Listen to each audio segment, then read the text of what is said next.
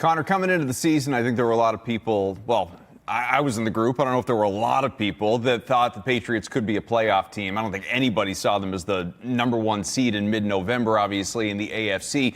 The Bruins kind of similarly, right? You know, their expectations were very low coming into the year. Not a lot of people saw them winning 8 out of 10 over the course of a stretch. And I know this 7-game win streak ended last night against the Senators, despite the Bruins' resiliency. Down 3-1 third period, fight back, tie it, and then they allowed 2 more, lose 5-3. 8 wins in 10 games with the only 2 losses coming against those Senators. What is it about this team? Do they have the Bees' number? Is it a bad matchup? What do you see there?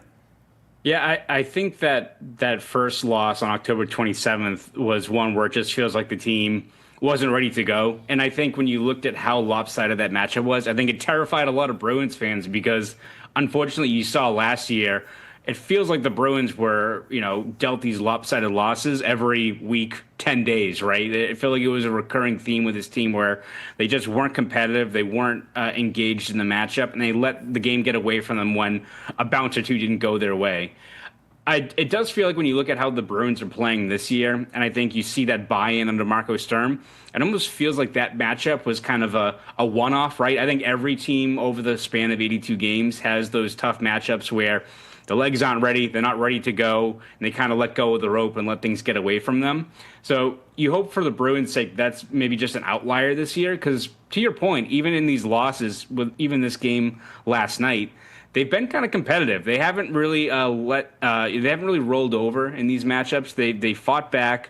It's a frustrating loss last night just because they were able to come back, tie it, and they kind of let go of the rope and had some critical mistakes down the stretch. They weren't able to get a point out of it. If there's one thing I think has been frustrating with this team is not getting those extra point or two in the standings here and there. Like even when you look at that 6-game losing streak, you've got that late loss to Florida where they give up a goal with under a minute to go. You got that 7-5 loss to Anaheim where you could have at least forced overtime. So there have been stretches where this team, whether it's just a lapse to an execution, just can't push the game into overtime and at least get a loser points out of some of these matchups. But I think when you look at the span of this streak where they've won 8 out of 10 games, it kind of harkens back to the Patriots players, kind of an unproven group buying into under Mike Vrabel's system. I think you're starting to see something a little bit similar as far as the Bruins knowing what their identity has to be under Marco Sturm and kind of executing that. And this is a group that doesn't maybe have the outright skill to outscore their mistakes or to hang consistently with some of the more elite teams in the NHL, but based on what Marco Sturm has preached as far as how this team needs to play, being tough in their own end, being resilient, if you follow that script and that template most nights, the Bruins are going to be a hard out, and that's going to make them a team that, even if maybe they're not one of the true elite teams in the NHL this year, they're going to hang around, they're going to be competitive, and they're going to pile on points, you hope, as the season goes on. Well, one spark for the Bruins so far has been Morgan Geekie, who has been dominant in scoring. And even Pasternak said that he has everything to score 50 goals this season. Do you think that this is sustainable for Morgan Geekie to keep scoring at this pace? Do you think he will make it to 50 goals this season? Morgan Geekie, in looking at his production, is almost kind of like that conversation reminds me of the Patriots right now as far as like, could this team go on a deep run? Because have we seen anything over the last couple months that dispels that notion? Like, I haven't seen it. If you had asked me before the year if he was going to score 33 goals again, I think you put up the realistic expectations of, you look at his shooting percentage last year, he could be a guy that, is a top 6 player, could give you 25 goals consistently, but he's still on that pace for 50 goals this year, and it feels like where his shot has been, he can still do that. You see how effective he is with that shot. I think he's feeling more confident. He's not deferring to his line mates, which I think you saw a little bit last year. And I think you're seeing that confidence kind of spill out as far as how assertive he is in the offensive zone, like you see in that goal last night where he joins the rush and cashes in with David Pasternak. And I think the one positive thing with Geekie is, he's been on this great scoring streak to open the season, but he hasn't really had a lot of sustained 5-on-5 chemistry with David Pasternak, especially, at even strength, which is where he generated a lot of his chances last season. This year, it's been a lot of, he's cashed in on the third line, he's cashed in on the power play, and now he's starting to, build some of that traction again with David Pasternak. And you see what he's been doing so far. if he's not scoring 50 goals, I think 40 goals is absolutely on the table. He has not really slowed down since he kind of got hot last year. I mean, if you look back to when he started scoring at a pretty steady clip, it was, early December last year. And since then, he's led the NHL in goals. It's not Leon Draisaitl. It's not David Pastrnak. It's Morgan Geekie has been doing this since, the holidays of last year. So much like the Patriots, what have we seen over the last year, right, that makes you think that he can't do he can't hit 50 goals? It's pretty impressive. 40 goals, 50 goals, I'll take it all. I want to actually 400 goals. Yeah. I want to piggyback off Lucy's question, but it's more of an identity kind of thing. I mean, obviously, Geekie and Pasta are your workhorses as it pertains to scoring. But when I look at the identity of this Bruins team so far, Connor, it feels very much like Marco's system in terms of offensively. You have a solid defense. You have two solid goalies.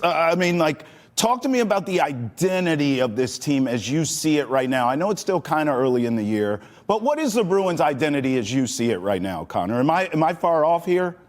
No, I think, the good thing with Marco Sturm is even going back to when he was first named head coach, going through the summer, going through training camp, he's been pretty transparent and candid about what this team has to do to be competitive and what this team's shortcomings are going to be. And listen, they're a top 10 team right now in the NHL as far as goals scored.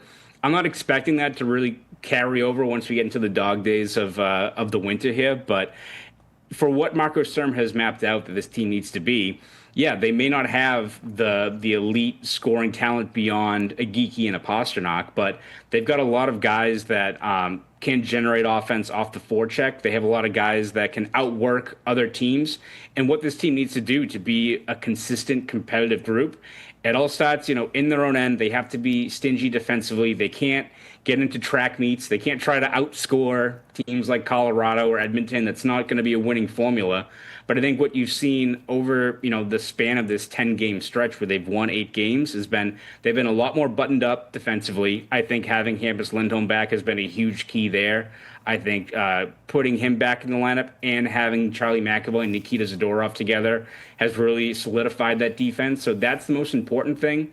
I think you're seeing special teams as a whole has been a lot stronger. The Bruins were 29th in the NHL in power play last year, which when you look at the personnel they have there between guys like Pastrnak, Geekie, Zacha, maybe they're not a top 5 power play. They were of yesteryear when you had Bergeron at the bumper, you had Torrey Krug and those guys, but they're better than 29th, right? And I think that's what Marco Sturm has said, that maybe if they're not the most consistent scoring team at 5-on-5, they can still land those punches on the power play. So you put that together, whether they're a stingy defensive team, they're clogging up the neutral zone, they're capitalizing on the power play, they're doing enough to, I think, land punches offensively.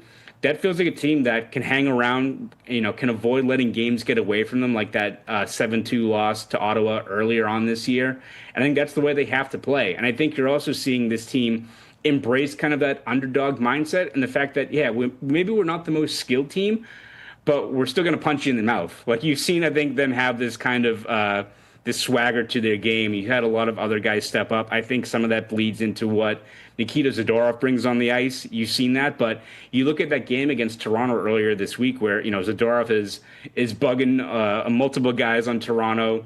He's landed some huge hits, but then you have 5'9" Murat Husindinov be the first guy in on a fight as well. I think you're seeing that physicality, that approach kind of be infectious for what this team is. And it feels like a lot of guys are buying into that's the way they need to play if they want to have success this year. Connor, we've only got about 30 seconds for this one, but next matchup, Montreal, a team that's dropped 2 in a row, obviously, but like the Bruins, 22 points at the top of the Atlantic Division standings. What are your expectations for this matchup? Yeah, it's going to be a great matchup, right? It's a good thing for the NHL when both Montreal and Boston are pretty compelling teams these days. And Montreal's got all the talent. They've got a lot of skill, but coming off a 7-0 loss to Dallas, they do have some faults defensively, especially in net. So if the Bruins are trying to get a get-right game and want to get back to this strength, if they can button things up and come away with a win, that's a good way to get back on track in what is going to be a very, very loud Bell Center on Saturday.